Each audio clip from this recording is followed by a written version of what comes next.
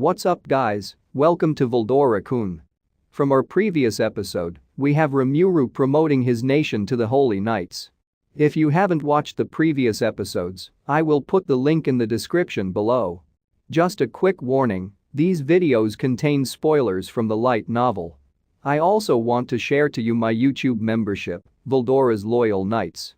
For more details, just click the join button below. Also, don't forget to join our Discord community, Veldora-kun Subordinates. The link is in the description. See you there. So now in this video we will review what happened next, which is Hinata and the Holy Knights asking for forgiveness. But before we will proceed, please like, subscribe to my channel and hit the notification bell. Now without further ado, let's proceed with the video. They have now arranged on the banquet hall and seated on their corresponding seats. Rimuru is sitting at the center and Veldora on his left, and there's a seat for Rumina's on his right. From this seat, he could see everyone in his line of sight. Rimuru's executives were sitting face to face with the Holy Knights. They intentionally arranged it this way to allow everyone to establish a friendly relationship during the feast. The Goblinas lead the way and the Holy Knights seemed to be confused since they noticed there weren't any chairs or tables and even walked barefooted. Rumina's walked elegantly while Rimuru waited at the head seat. Then Roy followed and Hinata soon came after. As soon as she sat on her seat, she turned to Rimuru with an air of conviction. "I have to apologize for all the trouble we have given you. Both for last time, as well as today's incident. I acted entirely on my own. It wasn't an order from Rumina's-sama, and my Holy Knights were not responsible for it. I don't think you can forgive this transgression with just me taking responsibility alone." But before Hinata could finish, Rimuru interrupted. "Whoa, stop right there." Rimuru hurriedly stopped Hinata as she was about to bow and apologize to him.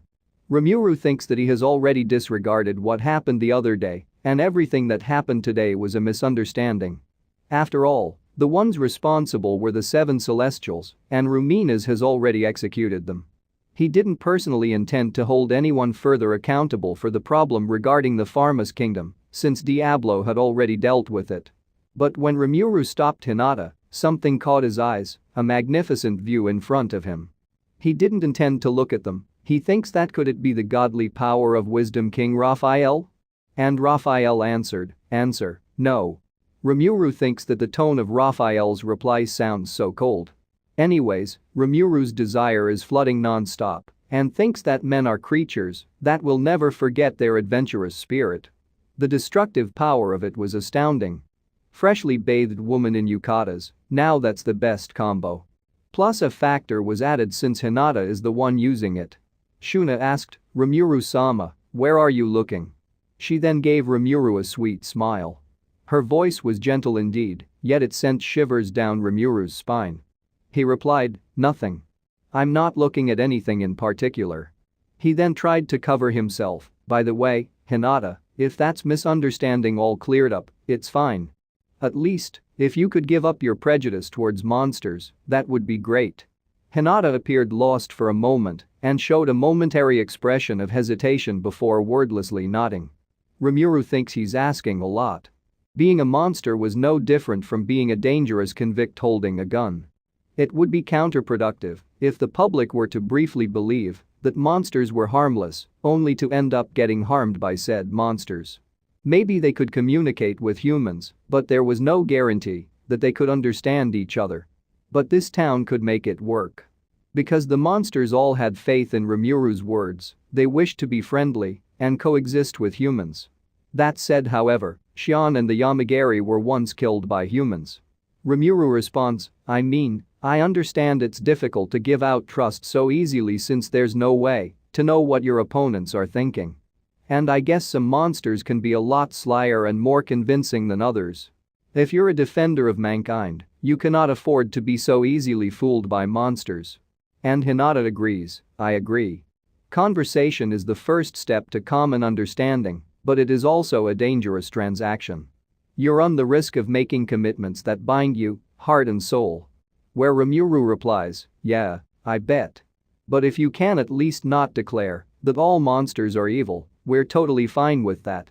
If you ever encounter any suspicious monsters that you have reservations for, just leave them in our custody. If human society can't accept them, they'll be fine here. That was the best compromise Rimuru can give.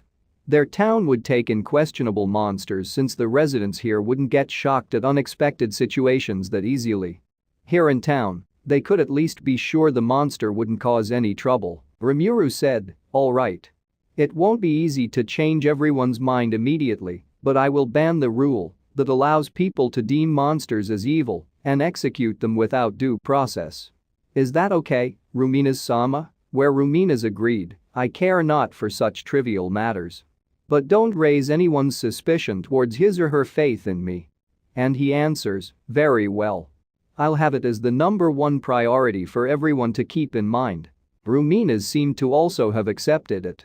The Holy Empire Ruberios was a kingdom built on the people's faith in the god Rumina's. That was why doubts from the public would shake the foundation of the nation.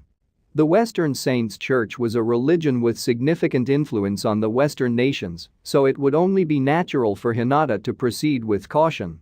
On the other hand, Rimuru believed that Rumina's underestimated the influence she had on people. Even though she had said that such a thing must not be tolerated, she didn't look like she cared at all. Maybe being embodied as a supreme being worshipped as God was not Rumina's intention at all. But she did seem to have given all the authority to Pope Louis and left the chores for Hinata. Rimuru can't believe that an old demon lord who has ruled in the shadows for so long was really just a lazy girl giving off responsibility on others. She reminded Rimuru of the style he was aiming for with Tempest, "Let the king reign, not govern." While Rimuru is in deep thoughts, Hinata turned toward his subordinates. She said, "I need to apologize and thank you all as well. I promise you that we will not be hostile towards others simply for the fact that they are monsters." Hinata then turned to bow at them, and the rest of the holy knights followed. All of them bowed their heads and apologized. "We're sorry." Rigurd replied in behalf, "Don't mind it at all. Were it not for Sir Rimuru's orders, we would have considered humans our foe as well." In other words, Rimuru's orders had changed their minds. For a goblin who's just trying his best to stay alive, for sure anyone who doesn't look like them is an enemy. Benimaru said with a smile, "Personally speaking, I'm fine as long as you aren't hostile towards us. I saw your fight with Rimuru-sama, and I doubt even I could have defeated you." Soei just nodded and seemed to be of the same mind and held no grudges against the holy knights. As for Shion, she was behaving rather suspiciously, as if Hinata's apology only agitated her. So Rimuru asked, "Shion, you should forgive them too. I understand your pain and anger, but it's not like every human being on earth is evil. There are bad humans and there are good humans, and that's just how it is. And monsters are the same way, you have to get a closer look if you want them to really know anything. Moreover, humans are creatures that can overcome their mistakes. So, aren't we the same just like them? Isn't it the character of one's soul that's most important? Instead of dividing all living things into humans and monsters, it was more important to see how they lived, what existed in their souls." Rimuru hoped that Shion could understand this too. He said that to her with it in mind, yet Shion seemed to be further confused. To her, all humans must have been evil. But he hoped she wouldn't treat everyone the same way. She was following his orders for now, but there's no assurance when her frustrations would explode. That must never happen. Instead of following his commands, Rimuru wants her to move and act on her own free will. But perhaps, Rimuru was too worried. Shion threw away all her hesitation and said, "I understand now. I'll learn from Rimuru-sama to judge good from bad based on their souls." Shion beamed, as if unshouldering some heavy burden. The members of the Yamagiri seemed to resonate with her, determined to think for themselves while abandoning their grudges against the holy knights. Rimuru thinks that he's proud of all his companions. Being able to accept others' apologies and let go of past enmities wasn't easy. It was hard to determine to what extent they forgave the knights, but the two parties successfully made peace. If they can speak the same language as the other side, they would be able to accept each other. And just like that, they were able to reconcile on the matter. And that's it for my video. Now, it's shout out time.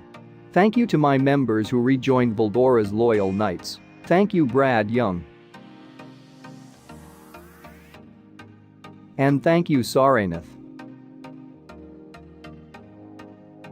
I also want to thank my beloved existing loyal knights.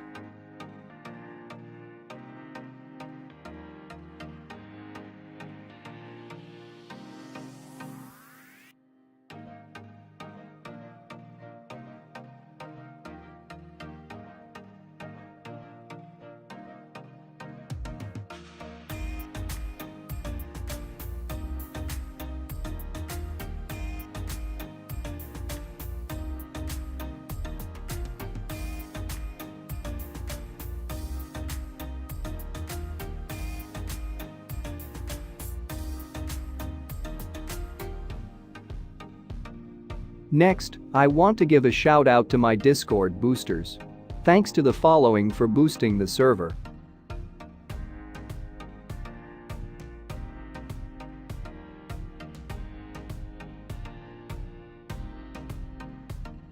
Thank you so much everyone. See you on my next upload.